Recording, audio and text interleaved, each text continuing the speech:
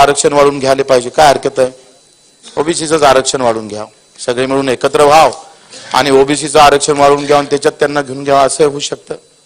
आता काही लोक असं म्हणतात का राजकारण चाललं जाईल, पंचायत समिती जाईल, जिल्हा परिषद जाईल, जिल्हा परिषद गेली तर आमदारकी चालली जाईल. तर आपण त्याचं शपथपत्र लिहून घेऊ का, पण तुम्ही पंचायत समिती जिल्हा परिषद लढूच नका, तसंही करता येईल, काय हरकत आहे? असं करायला काही हरकत आहे का त्यांनी लिहून दिलं तर? म्हणजे इतकी भीती आपल्या मनात काय मला समजत नाही.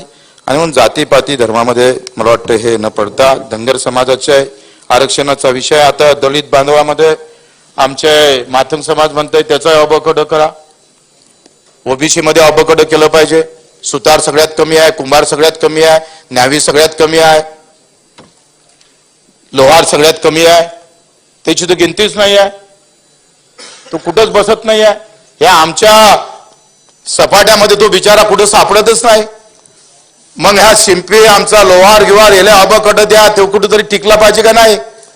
ते संख्येनं कमी आहे म्हणून त्याच्यावर अन्याय करा का तुम्ही? त्याला पण आपण आरक्षणात ओबीसी मध्ये स्थान दिलं पाहिजे आणि त्याच्याही पाठीशी उभं राहिलं पाहिजे अशाही अपेक्षा करतो. आणि तुम्ही झालंच नाही तर मला असं वाटतंय का या राज्यात शांतता ठेवायची असेल तर पूज्य बाबासाहेब आंबेडकरांचे वंशज आमचे प्रकाश आंबेडकरलाच आता मुख्यमंत्री केलं पाहिजे. म्हणजे या देशामध्ये खऱ्या अर्थानं खरा न्याय ज्यांनी या ज्यांनी घटना दिली आमच्या देशाला, त्याच्यावर आम्ही कम से कम तेवढं तरी आपण केलं पाहिजे. अशा पद्धतीनं समोर झाले काय हरकत आहे? काही हरकत नाही. मला वाटतं हे तेव्हा शांत राहील सगळं. नाही तर मुद्दा म्हणून विधानसभेत बोलतोय सगळ्या, कारण मला काही पक्ष नाही आहे, पण असं करायला काय हरकत आहे? का बरं दलित मुख्यमंत्री होऊ नये? भाजप का बरं माळी मुख्यमंत्री होऊ नये? का बरं तेली होऊ नये? तेलाचा मुख्यमंत्री झाला पाहिजे.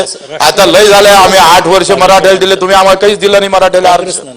भाजप आदिवासी मुख्यमंत्री आमचा राजकुमार कोण मुख्यमंत्री झाला पाहिजे, काय हरकत आहे?